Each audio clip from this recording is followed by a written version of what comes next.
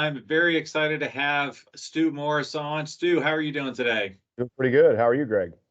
Doing great. I'm so happy you're here. You've got a really cool event. You actually work at America's Packard Museum, Yes, sir. and you have a really cool event coming up.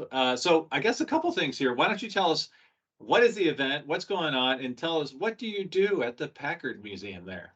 Okay, well, let me just kick it off by introducing myself. My name is Stu Morris. Like you've already said, I am the operation and collections manager here, which is kind of a fancy way of saying I just do everything around here. I some days I'm fixing the restroom, some days I'm working on a six-figure Packard, some days I'm writing articles, some days I'm doing a podcast. So, I'm kind of a jack of all trades, master of some. What the event we're having coming up is the Packard Spring Fling.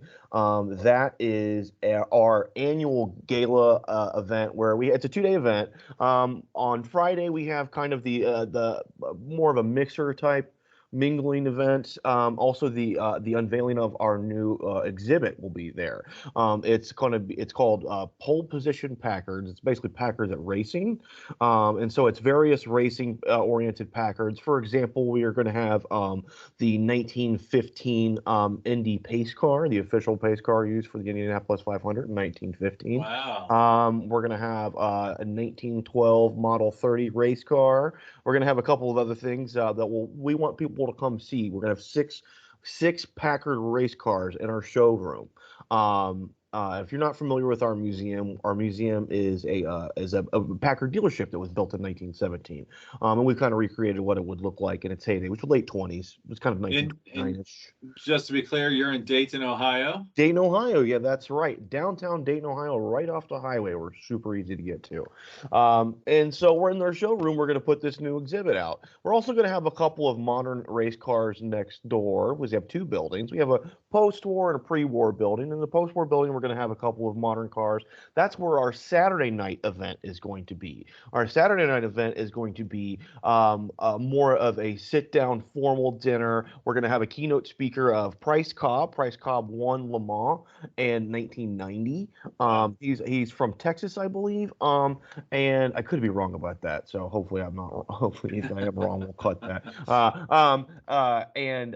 He is going to talk about his experiences during that time. So we'll have a couple modern race cars over there to kind of flank his speech. We're also going to have the Kim Kelly Orchestra, which is a big band. They're going to be doing swing. We're going to have a Sinatra, not an impersonator, but he doesn't impersonate Sinatra, but he mimics him extremely well. So we're gonna have the sounds of Sinatra over there as well. They're gonna be dancing. We're gonna have we'll have silent auctions, lots of stuff to do. We're also doing sessions in the morning about car restoration.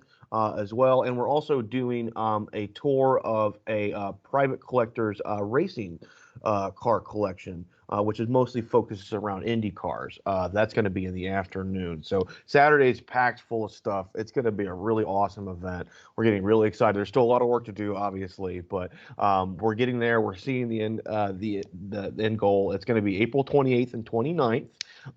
Again, the Friday evening is going to be much more of a informal yet formal event where we're doing heavy hors d'oeuvres, cocktailing. There'll be a couple small events there as well, and then we're going to be doing the big gala on Saturday night. To find out about this, please go to our website, americaspackardmuseum.org. It should be under events, and you can buy tickets there. Or you can always call us at 937-226-1710. That's our landline here, and hopefully Christina will be there on the other end. Christina is our business manager, and she can take your order, or at least guide you through the process of buying tickets if you're interested in going. Yeah, it's really awesome. I was able to attend last year, and I really enjoyed it. The Saturday night was amazing. The food was great. I love the band. I have a musical background, Cool. so I was really loving the big band thing going on there, and they were fantastic. So really cool setting, really cool event. I can't make it this year, unfortunately, because I will be taking my wife to a quilt show because I'm trying to be a Oh, good that's husband. right. So, That's you know, right. I remember that. every Yeah. Well, every weekend that's can't be good. cars, you That's know? while we're disappointed, I'm happy for you. I'm personally happy for you that you're doing your due diligence as a husband. That's great. Right, right. Well, yeah, the point of this episode here is to talk about those 6 really cool Packards that you mentioned. I don't know if they're the 6 that are the race cars coming or others, but we Well, did want to review 6 cool cars, right? yeah, absolutely. These actually the cars I've got on my list here are cars we have in the museum all of the time. So if you're coming across this episode much later than the event, I kind of wanted to have, kind of our staple cars. Sure. We have a lot of great cars. We have like 45 cars at any given time, so we have a pretty big collection. It's 44 Packards and 1 DeLorean because we wanted to try to make it so kids have some sort of connection to Packard and kind of the modern age, even though 1981 is not necessarily modern. But DeLorean worked for Packard it was his first job in the automotive industry, was working for Packard in 1953, designing transmissions.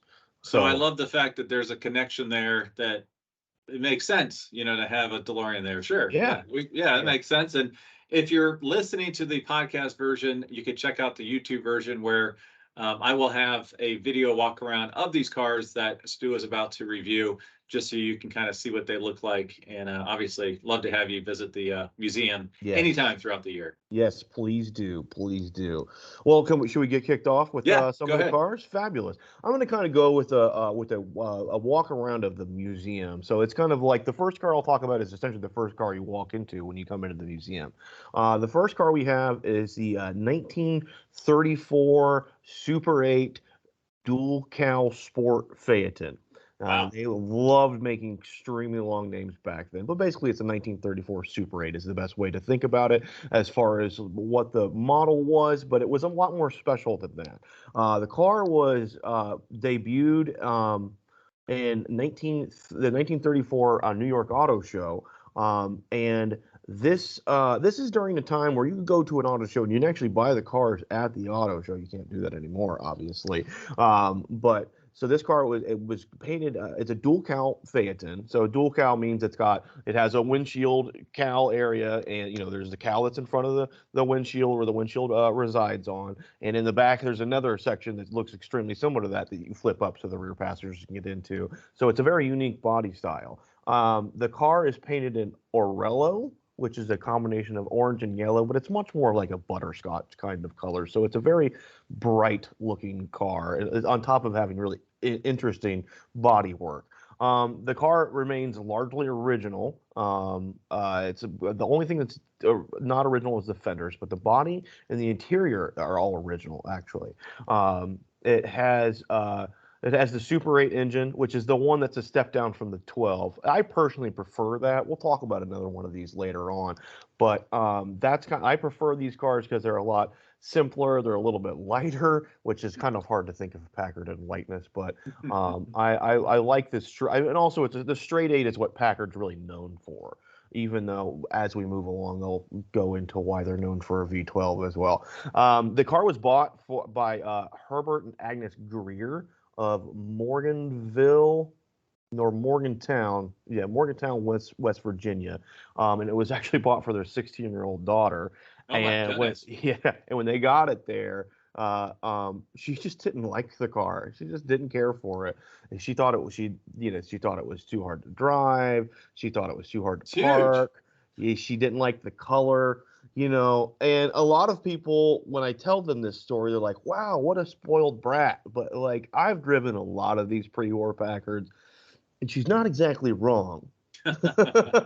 They're not easy to drive. I mean, if you're a 16-year-old girl and you weigh like a $105, I'm sure like looking over the steering wheel is probably not the easiest thing to do. There's no power steering, didn't come around until 1951. So it would be hard to park. And also the color of the car, which is kind of a slightly deeper yellow, is polarizing at best. So I mean, I tell this story to people and they're just always like, wow, what a brat. And I'm like, you got to put it kind of everything's in context here at the museum. Yes. So I love that car. It's one of our staples. This and another car I'm going to talk about in a minute kind of epitomizes what a pre-war Packard is. 1934 is kind of one of the high water marks for a lot of people. There's people that are in the 1928 to 1930 kind of crowd. there's the 1934 crowd, and there's the 1937 crowd. And I think in 1934, this is kind of, in my opinion, this is one of the high, like I said, high watermarks of what a 1934 Packard is. And in the video, you'll definitely see what I mean by that. Quick question. So Phaeton, is that four-door window insert? Yeah, exactly. So the Phaeton has is like a touring body, and touring body means it would have a top, but it'd have side curtains, no windows. Yeah, the convertible sedan would be the same setup, except for there would be removable posts and there'd be roll-up windows. And the Phaeton is a slightly shorter body than a touring. So that's why they call it a sport Phaeton. That's not sporty, I guess. There's not as much leg room in the back seat, so I suppose it's a little sporty because of that. Right. Okay. All right. One of the next cars that I think that is a lot of people's favorite cars here is the 1928 Jessie Vincent Speedster. Jessie Vincent was the guy who pioneered the V12 in the United States. He was the guy who essentially invented the idea of putting the V12 into a production car. Packard was the first company to do that. He was so prolific that the curator here at the museum is so tired of me hearing this, saying this, but it was in 1919 when they were running the Indy 500. Enzo Ferrari was around, and he just became enamored with the V12 because of Packard, because of the way they sounded. And he just, he said the V12, I can't paraphrasing this a bit, and it was also translated from Italian, obviously, but he said, I became married to the 12-cylinder engine, to which I was never divorced, because he just loved that engine so much because of Packard. Jessie Vincent wanted a really cool car to show off the Utica, Michigan test track that Packard had just built. And fun fact about the test track in Utica, it was the fastest closed course until 1954 when the oval was built at Monza. So it was it was a really technologically advanced track. But he wanted a car kind of to show off, the track and bring his friends. He knew Charles Lindbergh, and he had him drive that car, and he knew Amelia Earhart, and Amelia Earhart drove this car. But the car itself is the lightest frame he could get, with an aluminum torpedo body, a boat tail body on it. The biggest engine he could get it's got a big cam in it. It's got a straight 6-inch exhaust, well, a 6-inch opening, but it's a 3-inch exhaust to a 6-inch opening. It's a really rowdy car. I've taken it around a track before, and it's kind of scary, but it's a great car. I mean, there's nothing quite like it at the museum. It's got no fenders. It's got no lights. Jessie was spotted by the police a couple of times at night driving the car home, which he probably shouldn't be doing because there's no lights on it. And it's extremely loud. So, I mean, I'm sure he caused quite a commotion. But it's a fantastic automobile. It's definitely one of the more striking cars we have. And it's also one of the smallest. Smallest, loudest, fastest. That's a good combination, right? Yeah. It's not exactly a race car, but it does fit with the racing theme. So we're going to try to integrate it a little bit with our event, but it's more of a conversation about what Packard was at speed, for sure. Yeah, sure. Next, let's try to move along here. The next car I wanted to talk about was our 1932 Twin Six, bodied by Murphy. That's a coach-built car. This is the first coach-built car we've talked about. This car was, like I said, it was bodied by Murphy. It's a convertible sedan, so it is the type that has the roll-up windows and the center post that you have to lock into place. I've actually did a stop motion not that long ago with it, of taking from it being a convertible and converting it into a sedan. It literally converts from a convertible to a sedan, hence convertible sedan. The car, it's aluminum bodied. Murphy, wow. Murphy did something like I always get this number slightly wrong. Did like 40% of Duesenberg bodies. They were based out of Pasadena, California. It's a cream color with a slight cream with black fenders. It's a Twin Six. That Twin Six was a rebranding of the original twin six that ran from 1916 until 1923. That was the one that Jesse Vincent put into production as the first V12 into a production car in the United States. And so they brought the name back in 1934. It's a significantly different engine. The reason why it's called a twin six is just basically the idea was if a six-cylinder engine is inherently balanced, then the and perfect. So therefore a V12 must be even more perfect. So they called it a twin six. And this is also during the time where the crankshafts, the crankcase was separate from the cylinders, and all of that stuff was all different. So they kind of called it a twin six and said two banks of six cylinders on it. This is a completely different engine. It's a monoblock, massive lump, and they ran this engine until 1937. No, I'm sorry, 1939. I apologize. And it was kind of known as that was like the most expensive Packard you could get would be the twin six, and they dropped that name in 1933 and they just called it a 12. This car was owned by Gar Wood. Gar Wood was the guy who broke the 100-mile-per-hour barrier on the water. And he did that using a racing boat with Packard engines, big Packard V12 engines, which would eventually become the engine that was they based the PT boat engine on in World War II. A lot of that architecture transferred over. These were naturally aspirated. Eventually, the PT boat engine would be supercharged, which most all big engines were during that time. He had a really interesting saying that, if you're talking about Duesenberg, if you want to be somebody, you buy a Duesenberg. If you already are somebody, you buy a Packard. And I knew we had to get that in here. Yeah, exactly. I love that. Love that quote.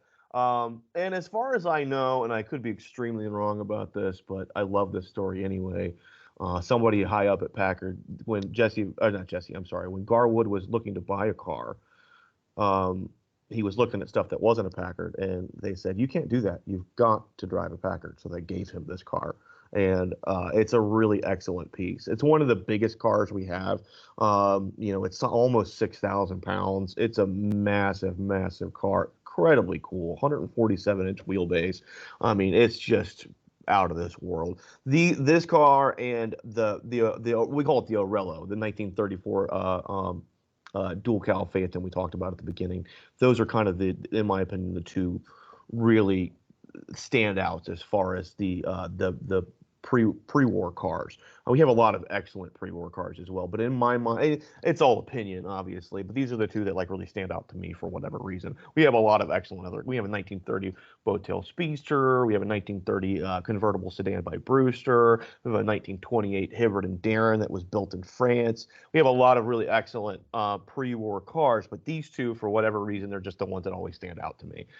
And so I always really try to focus on them just because they have just there's an emotional connection. Cars are about emotional connection, and these two are really, really two of my favorites. I'm going to really briefly talk about the next car here, which is one of the earlier cars we have. It's actually not a car; it's a truck. It's a 1918 World War I Army truck. Cool. Every single car in this place runs, and this is no exception. The Army truck it represents Packard's war effort in World War I. It uses solid rubber tires. Its top speed is 17 miles per hour. I clocked it with a Mercedes one time, and it still runs. We do the Concord Elegance down at the Dayton History, which is, I want to say it's probably 2 miles down the road. Sure. Something like that. I drove it from our museum to there, and it took me about 20 minutes. So, I mean, it's slow going with that thing. A lot of people want to slow down right next to you and take pictures with it. But, it represents Packard's many war efforts over the years, but one of its first, because they supplied something like 10,000 trucks to the World War I, the Great War at that time was what they were calling it. more effort. And we have an excellent example of a restored one here that still runs. It's one of the few cars in the museum I can get in and just start and just drive, and it's actually pretty maneuverable. Believe it or not. Right, yeah. It's really epic. It's a really epic piece. We take it to events where we let kids crawl all over it and take pictures. They love it. We took it to the Touch a Truck event last year. We're just going to go again, and they loved it. It's got a horn you can rotate and make noise on and stuff like that. It was a lot of fun. But it's one of our biggest and most unique pieces we have. Oh, that's cool. Yeah, so there was two more cars I want to talk about. These are in our post-war collection. The first one I want to talk about is our 1953 Caribbean. Packard made the Caribbean from 1953 until 1956, and the only time they made a hardtop was in 1956. We actually have every year and body style of Caribbean there, or Caribbean or Caribbean. I always go in between the two. What did Packard say? The Caribbean. It's Caribbean. Okay. Caribbean. This is an interesting car because it was kind of a coach-built car. The Bentley Mitchell Corporation built them because the Packard knew they needed something to compete with the Cadillac Eldorado, the Oldsmobile Fiesta. I love that it was a Fiesta. I drive a Ford Fiesta as my beater car, and the Buick Skylark. And they needed something to compete with that because that's where people were going. They were going their halo cars were these really expensive convertibles that were kind of custom cars. So the Mitchell Bentley Corporation, they kind of hand formed some of the pieces of these cars. They made the rears a little longer. They gave it a Continental spare with a Continental spare tray and extended the bumpers out to accommodate that. They also gave it a hood scoop that was leaded in. It uses lead. It's crazy how heavy these hoods are. Uses the biggest straight eight they could. They were still rocking a straight eight during that time. A lot of people say that was one of Packard's faults. Even in the mid 50s they hadn't transitioned to the V8 yet. But I like the straight eight. There's something about it. It gives the car's character. It uses the automatic the Ultramatic that John DeLorean eventually improved upon. Power everything. In this car it's finished in a flame red, so it's this bright red that almost has like a touch of orange to it. It's a really striking car. Wire wheels with white walls. Like, you really can't get much more 50s than one of the Caribbeans. But this one, because it was the first one, and also I just have a lot of sweat equity in this car. The car runs off of hydraulics, because it's still a 6-volt system, so all the windows are hydraulic. Obviously, the top is hydraulic. Wow. But I redid all the hydraulics in this car. One of my favorite things about working on the cars here this was one of my first big jobs. Is one of the kick panels in the back seat. It has the guy's name who worked on it in 1985, the guy's name who worked on it in 1976. Then I got to put my name on it, which I just thought, that's cool. You can't, like, as a gearhead, that's kind of the coolest thing. The last car I wanted to talk about was our Pininfarina Parisian Coupe. This is a 1952. They never made this car.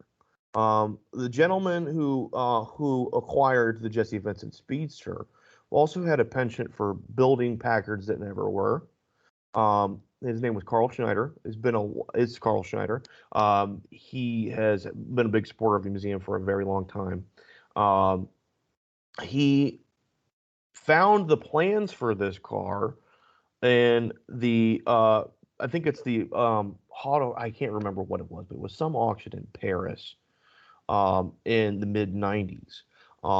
Because what had happened was that Pininfarina came over to the United States and gave his designs to a bunch, design cars for a bunch of manufacturers, and one of them was Packard. Packard realized this car was going to be incredibly expensive to produce. They were thinking it was going to be something like 15 grand to sell one. Wow.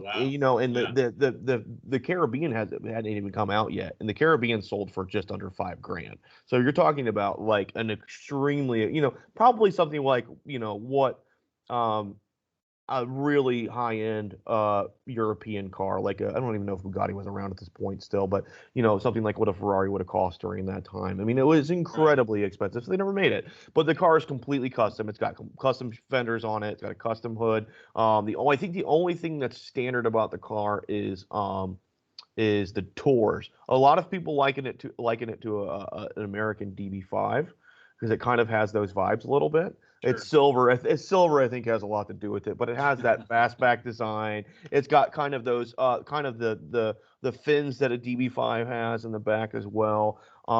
And it has it's silver finished in silver with a green leather interior. Oh, great And colors. Yeah. it's just a fantastic car. It turns so many heads when you drive it. I mean, it's one of the most elegant cars. A lot of people ask, like, why do they make this car? And it's just like, I mean, I'm like, if you look at it, this car shares zero sheet metal besides the doors with anything else that Packard had. I mean, it was just such a radical design. And it's definitely one of the standouts in our post-war collection for sure, for sure. So I hope that that's all six of the cars I have. I'm hoping. Did you have any questions about any of the cars that I? No, it's really cool that you covered six cars, kind of, like you said, you start at the front of the building, you kind of Yeah. walk through, you're giving us a little tour of those six cars that are there on permanent display. Mm-hmm. And now, you know what, folks have a wonderful reason to visit you to see, the race cars that you have on a temporary exhibit. Yeah. So it's great. I love the cars that you picked for this. And, I have to talk about where you are. Are you in the library right now? Are you in No, I'm your in my office? office. I'm in my Okay. office. A lot of cool stuff behind you. Yeah. And I know your library is really outstanding. Yes.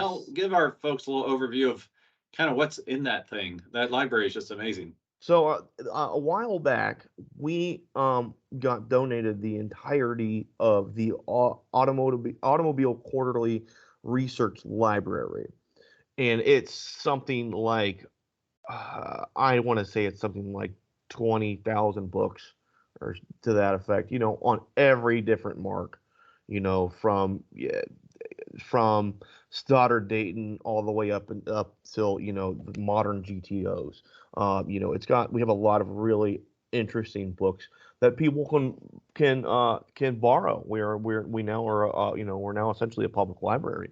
And we're slowly growing what that looks like because we have just so much stuff. There's so much stuff.